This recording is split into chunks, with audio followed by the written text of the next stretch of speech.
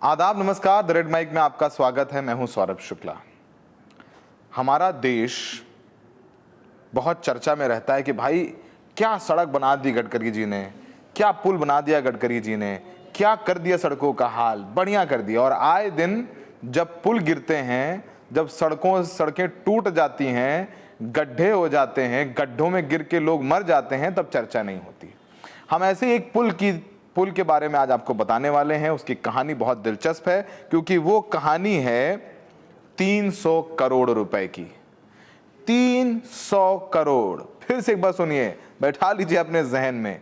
300 करोड़, 300 करोड़ की लागत से जबलपुर में मध्य प्रदेश के एक रेलवे ओवर ब्रिज बना, यानी रेल की पटरी के ऊपर एक ब्रिज बना, पुल बना। और 3 महीने में 2-4 बार धंसा और सोमवार को तो ढह गया, जिससे क्षेत्र में हड़कंप मच गया। ये ओवर ब्रिज रेलवे लाइन के ऊपर बना था और रोजाना यहां से गाड़ियों का आवागमन हो रहा था। गनीमत ये रही कि जिस समय पुल ढहा उस समय ट्रैफिक नहीं था, ट्रैफिक कम था। वरना सोचिए कि कहीं किसी एआई जैसा लगता कि कई गाड़ियां गिर रही हैं, कई गाड़ियां गिरती हुई नजर आती हैं और आपको लगता कि कहीं कोई त्रासदी आ गई, भूकंप आ गया। आपके बताएं कि वहाँ जो लोग रहते हैं उनका कहना है कि वहाँ पर जो पुल है उसमें दरारें थीं। लोगों ने पहले भी शिकायत की थी, लेकिन किसी ने सुना नहीं। दरारें बढ़ती गईं और ये पुल ढह गया।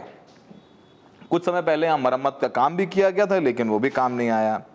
और जब गिरा पुल तो उसके बाद फिर रेलवे कर्मचारी, हाईवे के लोग पहुंचे वहां पर और यातायात को रोक दिया गया। आसपास के इलाके को बैरिकेडिंग से सुरक्षित किया गया। आप समझिए कि एक बड़ा पुल पे अगर ट्रैफिक रुक जाए तो कितने लंबी ट्रैफिक की कतार हो जाएगी, कितनी गाड़ियां फंस जाएंगी, हजारों गाड़ियों का जाम लग गया। और आपको बताइए 300 करोड़ रुपए का बना पुल 3 साल पहले ही बना था। 3 साल पहले बना 300 करोड़ का पुल कैसे गिर सकता है? ये भ्रष्टाचार का पुल है। ये तस्वीरों में आपको हम बता रहे हैं कि किस तरीके से ये पुल बना। ये एनएच और वो भी नेशनल हाईवे 45 पर ये ब्रिज है। और इस पूरे मामले में विपक्ष को भी मौका मिला। जीतू पटवारी जो कांग्रेस के अध्यक्ष हैं, वो राज्य सरकार पर निशाना साध रहे हैं। उन्होंने सोशल मीडिया पर ब्रिज धंसने का वीडियो शेयर करते हुए कहा कि भाजपा पर भ्रष्टाचार का आरोप है। पटवारी ने कहा कि भाजपा भ्रष्टाचार का पर्याय बन चुकी है। आम जनता की मेहनत का पैसा भ्रष्टाचार में खर्च हो रहा है। लागत 400 करोड़, अवधि 3 साल। भोपाल जबलपुर NH 45 का हिस्सा दूसरी बार टूटकर गिरा। भाजपा का पर्याय भ्रष्टाचार हो गया। आम जनता की मेहनत का पैसा भाजपा के भ्रष्टाचार पर चढ़ावा चढ़ रहा है। अब इस पूरे मामले में कॉन्ट्रैक्टर पर मुकदमा हुआ है, उस पर कार्रवाई होगी। लेकिन मध्य प्रदेश में किसकी सरकार? बीजेपी। पिछली सरकार किसकी? बीजेपी। केंद्र में किसकी सरकार? बीजेपी। रेलवे मंत्रालय किसके पास? बीजेपी। तो भारतीय जनता पार्टी की डबल इंजन की सरकार, वहां पुल इस तरीके से गिर जाता है 300 करोड़ की लागत से भरा हुआ, तो सिर्फ कॉन्ट्रैक्टर पर कार्रवाई।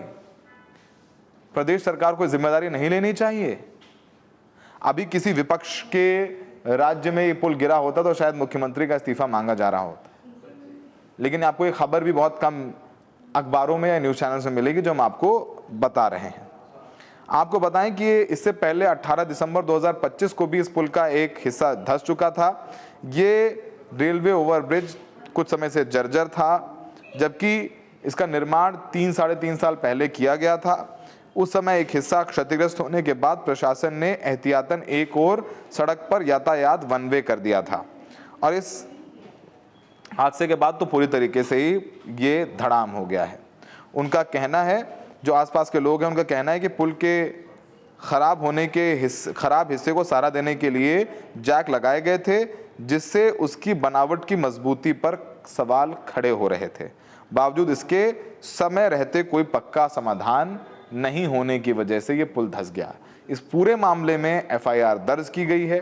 क्या कार्रवाई की जा रही है वो बता रहे हैं पुलिस अधिकारी। ये जो नेशनल हाईवे यहाँ पर 45 है शाहपुरा में, इसमें जो ब्रिज अंडर कंस्ट्रक्शन था वो मरम्मत कार्य के दौरान क्षतिग्रस्त हुआ है, तो उसमें ट्रैफिक डाइवर्सन किया गया है जो भोपाल जाने वाला ट्रैफिक है उसको शाहपुरा से डाइवर्ट कर रहे हैं और हैवी व्हीकल्स को हम अनूप बाईपास से डाइवर्ट कर रहे हैं। कौन सा रोड है सर ये? ये भोपाल जाने वाला रोड है, जबलपुर और भोपाल नेशनल हाईवे। कहीं ऐसे लंबी वाहनों की कतार वगैरह लगी है? नहीं, ऐसा नहीं है। जब भी जानकारी प्राप्त हुई है तभी से डाइवर्शन चालू हो गया और वाहनों का आवागमन सुगमता से हो रहा है। आने जाने वाले यात्रियों को किस तरह से बता रहे हैं आप लोग की? जो जिनको भोपाल जाना है तो जो 4 व्हीलर्स है वो शाहपुरा होते जा रही है। गोटेगांव का एक रास्ता है वहाँ से प्रॉपरली जाया जा सकता है। हैवी व्हीकल्स भी पाटन बाईपास से डाइवर्सन किया गया है। अब ये पुल जो है जबलपुर के पास किया गया था निर्माण, और इसकी गुणवत्ता को लेकर के लगातार कई सवाल उठ रहे थे। ये पहली बार नहीं है कि ये इसकी गुणवत्ता को लेकर के सवाल उठ रहे हैं। धराशाही हो गया, ट्रैफिक ठप हो गया है। एनएच नेशनल हाईवे 45 है, भोपाल जबलपुर को जोड़ता है। मध्य प्रदेश के दो बड़े शहरों को जोड़ने वाला पुल अगर ढह जाए तो सोचिए कि कितनी आफत हुई होगी, कितनी दिक्कत हुई होगी। अब वैकल्पिक मार्ग हैं, इधर उधर छोटी छोटी गांव की सड़कें, खेत के बीच से ट्रैफिक को निकाला जा रहा है। आम लोगों के लिए ये काफ़ी चिंताजनक और डरावना हो चुका है। आपको बताएं कि तकरीबन 3.5-4 साल पहले इस ओवरब्रिज और 56 किलोमीटर लंबे मार्ग का निर्माण लगभग 400 करोड़ की लागत से किया गया था। रेलवे ओवरब्रिज का निर्माण मेजर्स बांगड़ इंफ्रा कंपनी द्वारा किया गया था, और ये कह रहे हैं कि निर्माण एजेंसी की दोष दायित्व अवधि जो डिफेक्ट लाइबिलिटी पीरियड है उसके तहत यहाँ पर काम चल रहा था, कर्मचारी थे, और ये कार्य ठेकेदार के खर्च पर किया जा रहा था, और जो ठेकेदार इसने बनाया है उसको ब्लैकलिस्ट करा गया, ये बताया जा रहा है। अब जो मध्य प्रदेश सरकार है वो कह रही है कि ये जबलपुर भोपाल नेशनल हाईवे 45 की अप्रोच रोड है और इसके प्री कास्ट पैनल का मेंटेनेंस कार्य चल रहा था। ट्रैफिक रोक कर मेंटेनेंस किया जा रहा था। ये सड़क NH 45 है जिसकी लंबाई 56 किलोमीटर है, और आप ये तस्वीरें देख लीजिए और अपना माथा पीटिए कि चलिए गनीमत है कि ट्रैफिक नहीं था, वरना तो गाड़ियां खिलौने की तरह गिरती हुई नजर आती हैं। और आपको ये भी बताएं कि लोग ये भी कह रहे हैं कि इस पूरे मामले में national highway authority of India का भी बयान आया है। NHAI कह रहा है कि NH 45 का हिस्सा national highway authority of India के अधिकार क्षेत्र में नहीं आता है।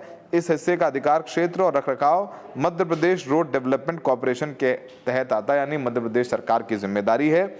उसके साथ ही वो कह रहे हैं कि अभी निर्माण एजेंसी की दोष दायित्व अवधि खत्म नहीं हुई है, इसलिए हैंडओवर का प्रश्न नहीं उठता। नवंबर में यहाँ पर एक इंस्पेक्शन किया गया था, उसमें बताया गया था कि भाई इस पुल में प्रॉब्लम्स हैं, इसके बाद मरम्मत का काम शुरू हुआ। आपको बताएं कि जो प्रशासन कह रहा है कि जो मेंटेनेंस का काम था वो ठेकेदार की जो कंपनी है वही अपने खर्च पे करा रही थी, पर उसको खर्च किसने दिया? सरकार ने तो पैसा दे ही दिया ना पुल बनाने के बाद। वो पैसा किसका था? हमारे आपके टैक्स से पैसों का था ना। टोल देते हैं ना आप, टोल वसूली तो बंद नहीं करी, टोल तो आप वसूली कर रहे हैं।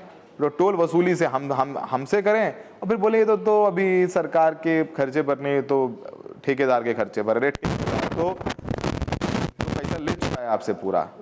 इस पूरे मामले में स्थानीय लोग नाराज हैं। इससे पहले आपको याद होगा भोपाल का एक 90 डिग्री ब्रिज बड़ा चर्चा में था, इसमें 90 डिग्री टर्न था, जिसे लोग, वो भी रेलवे ओवरब्रिज था, रेलवे का ओवरब्रिज था, 90 डिग्री पुल था, जिसको लेके बड़ी चर्चा हुई थी। वहाँ पर भी जो है आशंका जताई गई थी यहाँ एक्सीडेंट्स हो सकते हैं। उसके बाद जांच का आदेश दे दिया। अभी पुल शुरू नहीं हुआ क्योंकि मीडिया में हंगामा हो गया, और उस पुल की वजह से पूरे देश भर में मध्य प्रदेश के PWD डिपार्टमेंट की आलोचना हुई थी। अब फिर दूसरा मामला आ गया।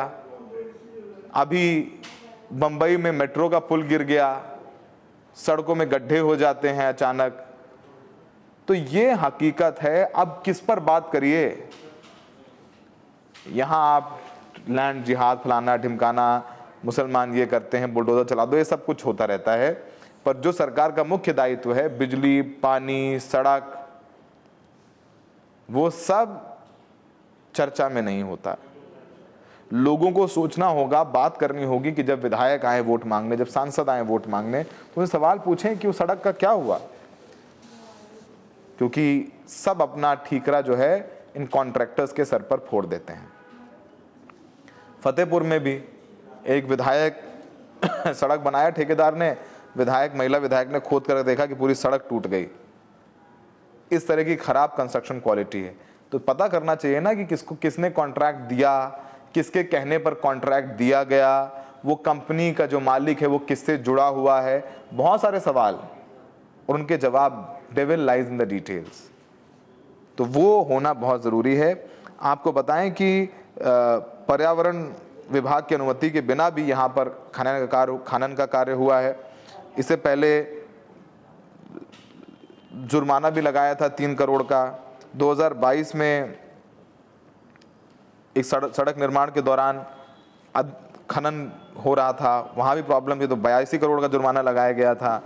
और इस तरीके के तमाम लोग काम करते हैं। जो कंपनी ब्लैक लिस्ट है उसने 2022 में उस पर जुर्माना लग चुका है, 2021 में लग चुका है 3 करोड़ का जुर्माना, 2022 में 82 करोड़ का जुर्माना।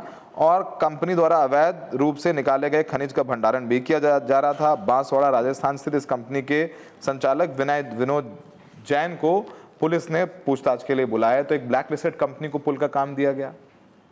अब ये सब सारी बातें सामने आ रही हैं। शुक्र मनाइए कि लोग नहीं मरे, पर मर सकते थे और मरते हैं सड़कों के गड्ढों में गिर के। आए दिन ये होता है। लेकिन चर्चा उन मुद्दों की होती है जिसे पोलराइज हो मामला, सड़क की नहीं होती। हमें देखने के लिए बहुत बहुत शुक्रिया।